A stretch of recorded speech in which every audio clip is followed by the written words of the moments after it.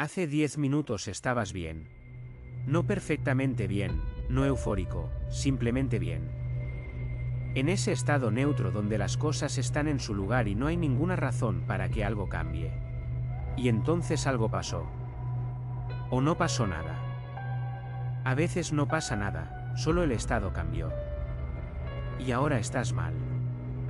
No sabes exactamente cómo describir el mal, no tienes las palabras precisas. Es pesado. Es denso.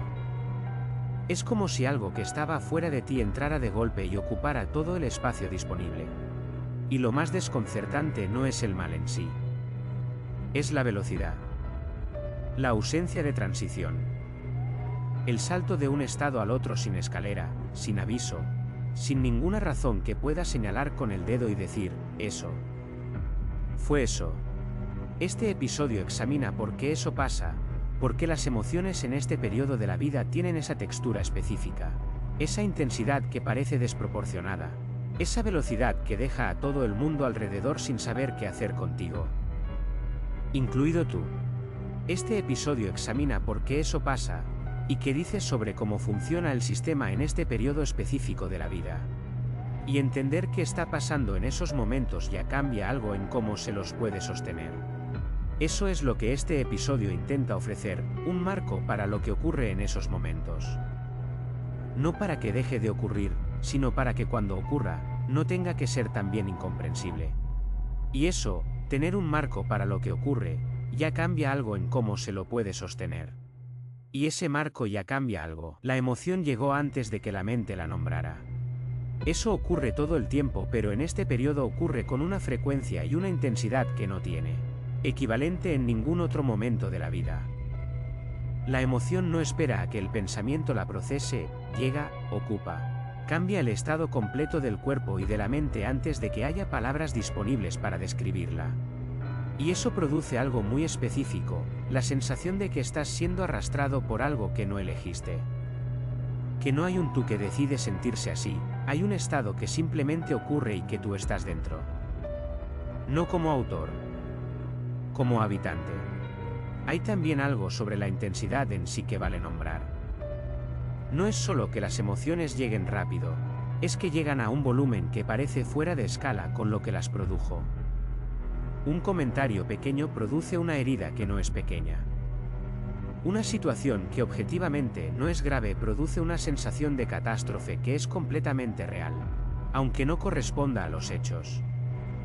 Una canción, una imagen, un recuerdo sin aparente importancia puede producir algo que llena el pecho de una manera que no se puede ignorar. Y eso es confuso porque desde afuera, para los adultos que están alrededor, la escala parece equivocada. No es para tanto, es una de las frases más frecuentes en la vida de cualquier persona adolescente. Y es también una de las más costosas, porque niega exactamente lo que está ocurriendo, que la emoción es tan grande como se siente, aunque su causa no lo sea. Si esto resuena, si reconoces esa experiencia de pasar de un estado a otro sin entender el tránsito, lo que sigue examina de dónde viene esa intensidad y por qué es tan específica de este momento. Hay también algo sobre el costo social de esa intensidad que vale nombrar. Cuando las emociones son visibles, cuando la cara, el cuerpo, la voz muestran lo que está pasando por dentro, hay una exposición que produce vulnerabilidad. Y esa vulnerabilidad, en el contexto de un periodo donde la mirada de los otros tiene tanto peso, puede producir algo adicional, vergüenza por sentir lo que se siente. No solo la emoción, sino la vergüenza por tener esa emoción. La segunda capa de malestar sobre la primera. Hay también algo sobre la rapidez del cambio que va en las dos direcciones que vale señalar. No solo de bien a mal. También de mal a bien, de tristeza a alegría, de enojo a afecto, con la misma velocidad y sin necesariamente más explicación. Eso puede ser tan desconcertante como el primer cambio, porque hace difícil saber en qué estado confiar. ¿El bien que viene después del mal es real? ¿O va a volver a cambiar? La inestabilidad no discrimina dirección. Hay también algo sobre cómo la intensidad emocional afecta la percepción del tiempo que vale nombrar. Cuando el estado es difícil, dura para siempre. Cuando es bueno, pasa rápido. Esa asimetría en la experiencia del tiempo no es una distorsión irracional, es una consecuencia de cómo el sistema nervioso altamente activado procesa la duración. El estado intenso ocupa más espacio cognitivo, y lo que ocupa más espacio se siente más largo. La frase "esto nunca va a pasar" no es dramática. Es la descripción honesta de cómo se siente el tiempo desde adentro de un estado emocional intenso. Hay también algo sobre la diferencia entre la intensidad emocional y el estado de ánimo que vale precisar. El estado de ánimo es más lento, cambia en horas o días, tiene una textura más persistente.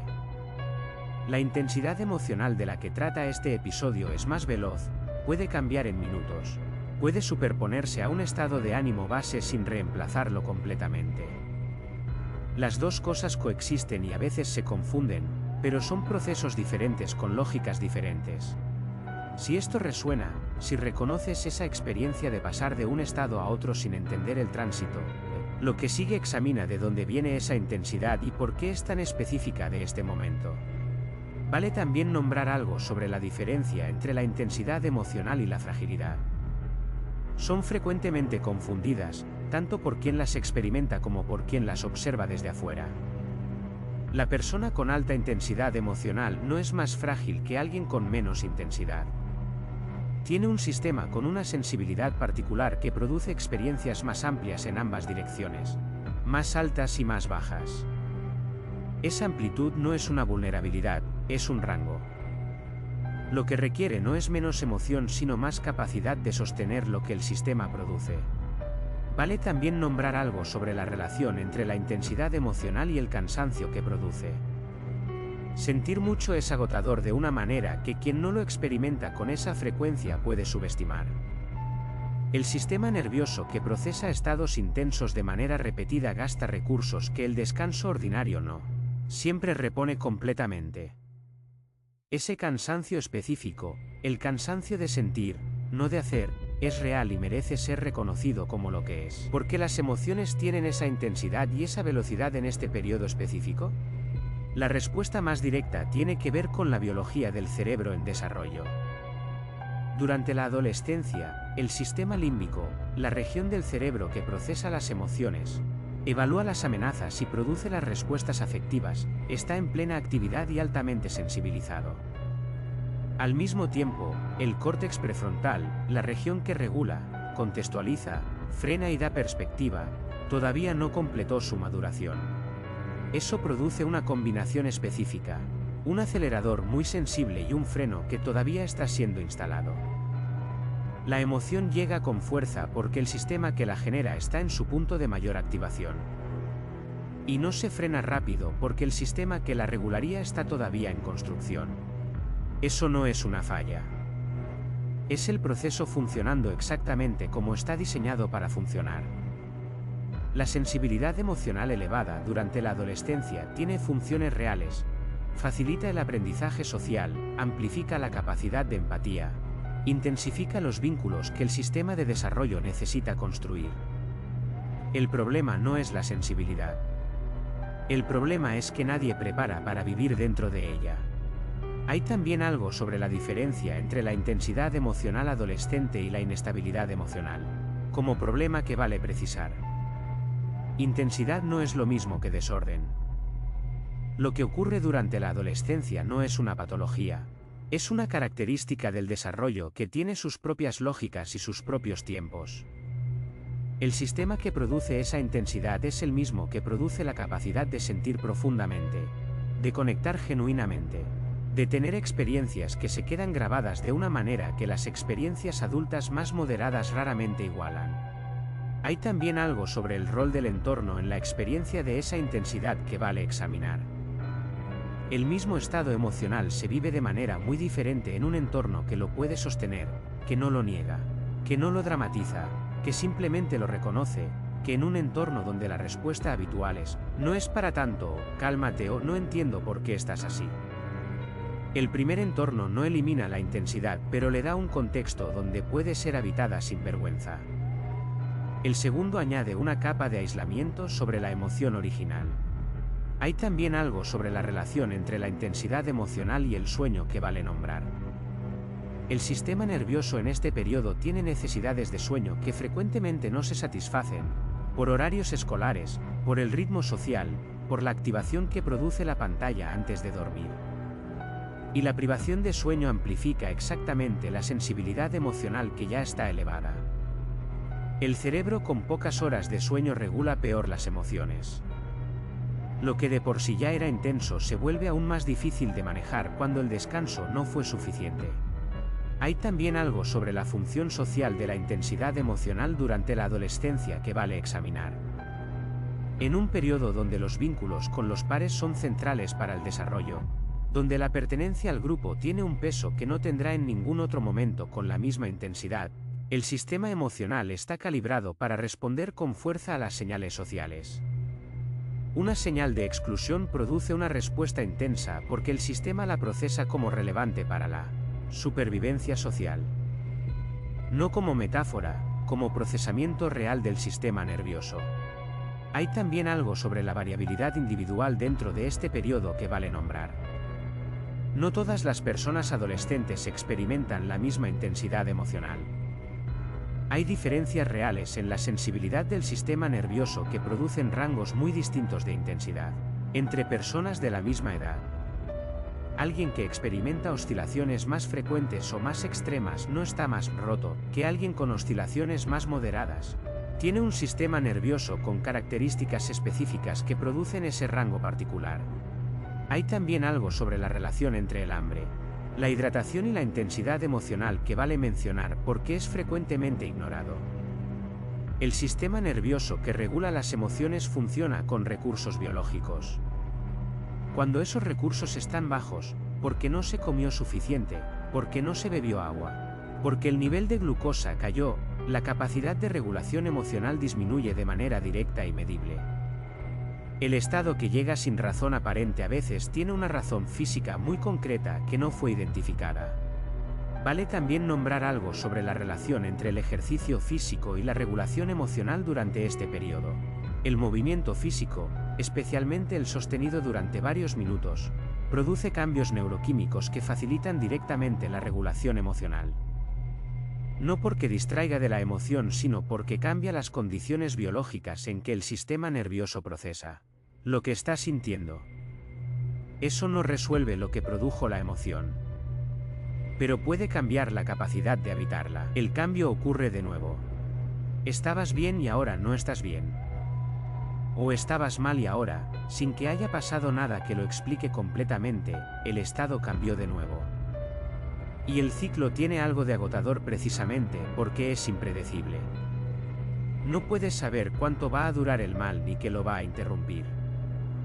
No puedes saber si el bien que llegó después va a quedarse o si es una pausa antes de otra oscilación.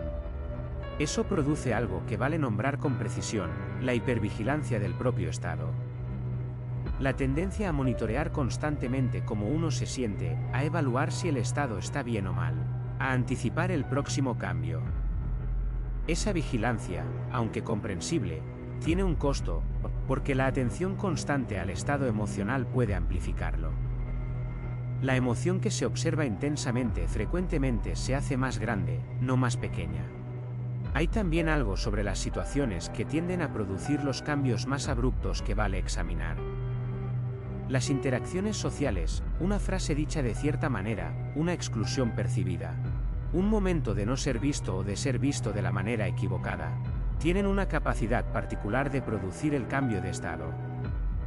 No porque la situación objetiva sea enorme, sino porque el sistema de evaluación social está en su punto de mayor activación, y una señal pequeña puede producir una respuesta grande. Vale también examinar qué pasa cuando la intensidad emocional no tiene salida. Cuando el contexto no permite la expresión, la clase, la familia, el trabajo grupal donde no hay espacio para lo que está pasando por dentro, la emoción se queda adentro. Y las emociones que se quedan adentro sin salida disponible no desaparecen. Se acumulan. Y esa acumulación tiene su propia dinámica. Puede producir explosiones en momentos donde la causa parece pequeña, porque lo que explota no es solo esa causa sino todo lo que no encontró salida antes. Hay también algo sobre la relación con el cuerpo durante estos estados que vale nombrar. La intensidad emocional no es solo mental, tiene una localización física muy concreta. El pecho apretado, la garganta que se cierra, el estómago que se mueve, los hombros que suben. El cuerpo lleva la emoción de una manera que es tan real como cualquier otra experiencia física. Y cuando alguien dice no es para tanto, está negando no solo la emoción sino también esa experiencia corporal que la acompaña. La pregunta que orienta lo que sigue, ¿qué se puede hacer con esa intensidad?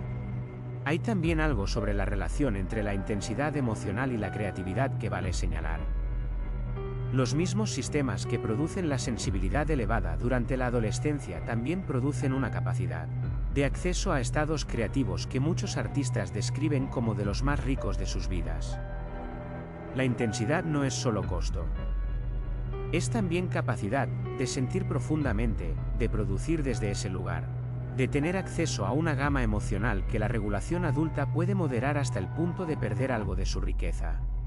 Hay también algo sobre las consecuencias de los cambios de estado en las relaciones que vale examinar. Las personas que están alrededor, familia, amigos, parejas, frecuentemente no saben cómo navegar la impredecibilidad. No saben si el estado que ven es estable o si va a cambiar antes de que terminen la conversación. Esa incertidumbre puede producir distancia, no por falta de afecto, sino porque la distancia parece más manejable que la exposición continua a algo que no se puede predecir ni resolver. Y esa distancia, aunque comprensible, añade al costo de la intensidad emocional la sensación de estar atravesándola solo. Hay también algo sobre los momentos donde la intensidad es más manejable y los momentos donde no lo es que vale observar. El mismo estado emocional se atraviesa de manera diferente dependiendo de si hay alguien presente, si hay algo concreto que hacer, si el ambiente físico tiene características que calman o que amplifican. Esa variabilidad, que el mismo estado sea más o menos difícil dependiendo del contexto, es información útil. No para evitar el estado, sino para entender qué condiciones facilitan su tránsito. La pregunta que orienta lo que sigue, ¿qué se puede hacer con esa intensidad? Vale también nombrar algo sobre la relación entre la intensidad emocional y la creatividad que no siempre se nombra en este contexto. Los mismos sistemas que producen oscilaciones intensas también producen acceso a estados de sensibilidad que pueden ser extraordinariamente generativos. Muchas personas que en la adultez trabajan con creatividad, escritura, música, arte, cualquier campo donde la capacidad de sentir profundamente es un recurso, describen la adolescencia como el periodo donde ese acceso era más inmediato. La intensidad tiene su costo. También tiene lo que produce. Entender por qué ocurre no elimina la intensidad, pero cambia algo en la relación con ella. Lo primero que cambia es la interpretación. Cuando el estado cambia abruptamente y sin razón aparente, eso ya no tiene que ser leído como evidencia de que algo está fundamentalmente roto en ti. Puede leerse como lo que es: el funcionamiento de un sistema nervioso en un periodo de alta sensibilidad donde el acelerador emocional está muy activo y el sistema de regulación todavía está completando su desarrollo. No es una falla de carácter. No es debilidad. Es biología del desarrollo operando en su momento más complejo. Lo segundo que cambia es la posibilidad de tener un lenguaje para lo que ocurre. Cuando la emoción llega sin nombre, ocupa más espacio, porque lo desconocido es más difícil de sostener que lo nombrado. No necesita ser un nombre técnico ni preciso. Puede ser tan simple como: estoy en un estado difícil ahora mismo. Nombrar no resuelve, pero da algo de distancia entre el estado y la persona que lo habita. Lo tercero es la posibilidad de interrumpir la vigilancia del estado. En lugar de monitorear constantemente cómo se está, redirigir la atención hacia algo concreto y externo. No como escape de la emoción sino como interrupción del ciclo de observación que la amplifica. El movimiento físico funciona de manera particular en esto. El cuerpo en movimiento produce condiciones neurológicas que facilitan la regulación emocional de una manera que el cuerpo quieto y la mente observando el estado no producen. El concepto que opera aquí es el de la regulación emocional, el conjunto de capacidades que permiten al sistema nervioso modular la intensidad de los estados afectivos, sin suprimirlos ni quedar dominado por ellos. Esas capacidades están en desarrollo durante la adolescencia, lo que significa que no están completamente disponibles todavía, pero también que están siendo construidas activamente en cada experiencia de navegación de la intensidad, cada vez que la emoción intensa es atravesada sin que destruya algo importante. El sistema aprende algo sobre su propia capacidad de sostener lo que parece insostenible. Hay también algo sobre la diferencia entre regular la emoción y suprimirla que vale precisar. Regularla es sostenerla sin ser dominado por ella, permitir que exista mientras se mantiene cierta capacidad de actuar, de pensar, de seguir presente. Suprimirla es empujarla hacia adentro, negarla, hacer como si no estuviera. La supresión tiene costos, la emoción suprimida no se procesa, no se integra, no enseña lo que podría enseñar. Y frecuentemente reaparece con más fuerza. Aprender a regular no es aprender a no sentir, es aprender a sentir sin que lo que se siente decida todo lo que ocurre a continuación. Hay también algo sobre la importancia de no estar solo durante los estados más intensos que vale nombrar, aunque sea brevemente. El sistema nervioso humano se regula de manera más efectiva en presencia de otro sistema nervioso calmo. Es un mecanismo de ceorregulación que está documentado en la neurociencia del desarrollo. Una persona calmada presente durante un estado intenso no necesita hacer nada en particular para ayudar. Su sola presencia produce condiciones que facilitan la regulación. Eso no significa que siempre haya alguien disponible, pero sí significa que buscar presencia durante los estados difíciles no es debilidad. Es usar exactamente el mecanismo para el que el sistema nervioso está diseñado. Hay también algo sobre la escritura como herramienta de regulación que vale mencionar. Escribir lo que se está sintiendo, no para comunicárselo a nadie, simplemente para sacarlo del interior y ponerlo en palabras en algún lugar externo, produce algo que la observación interna sola no produce. El acto de encontrar palabras para la emoción la organiza de una manera que la hace más sostenible.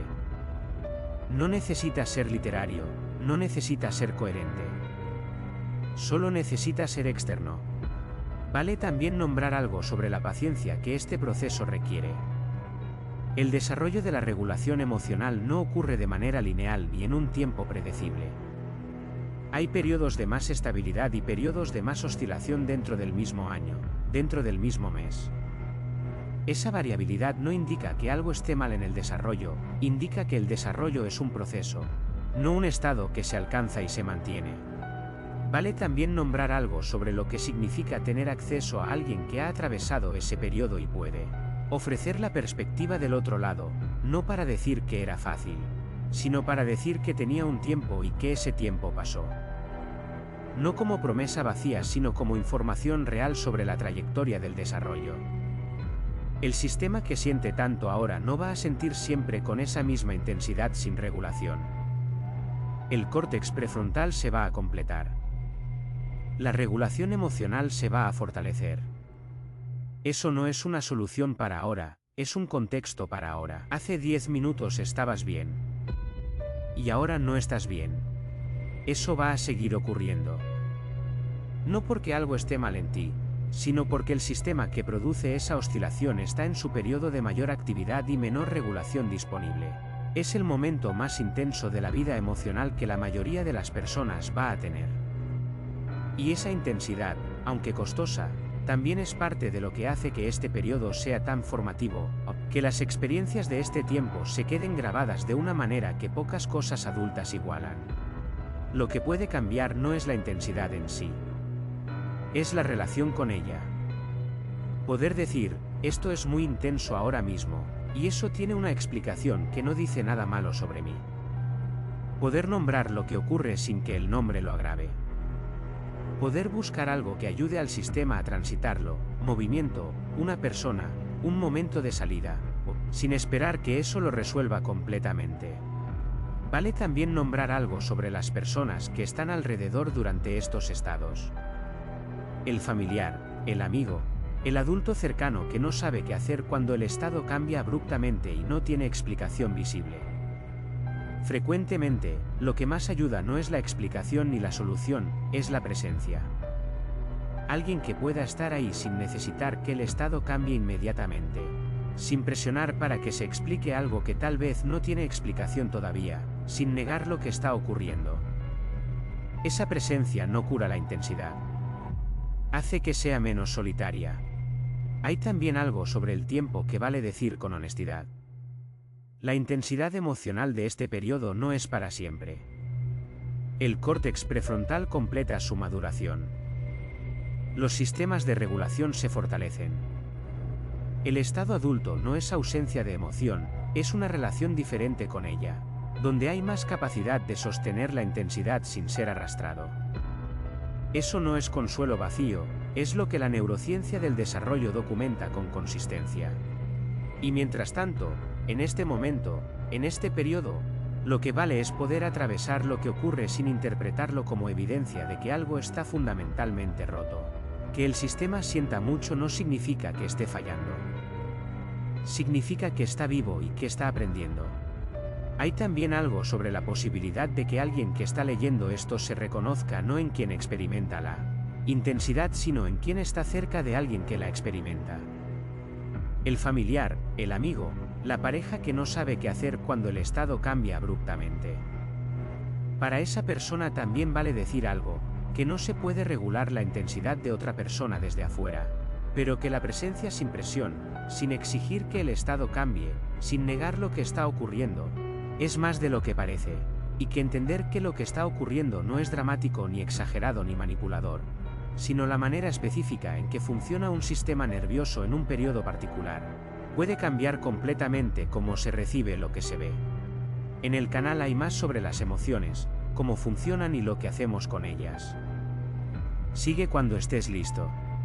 Y ese entender, aunque sea parcial, aunque no resuelva nada inmediatamente, ya tiene valor. Porque la emoción que se puede nombrar y que se puede explicar, aunque sea parcialmente, es más sostenible que la emoción que ocurre sin nombre y sin contexto. Y eso ya es algo. Y mientras tanto, en este momento, en este periodo, eso ya es suficiente para seguir.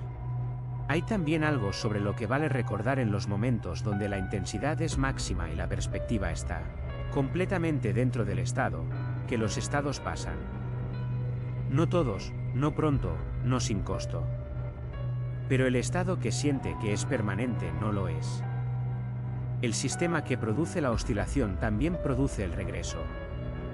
Y ese regreso, aunque no se pueda ver desde adentro del momento difícil, es parte del mismo proceso que produjo la caída.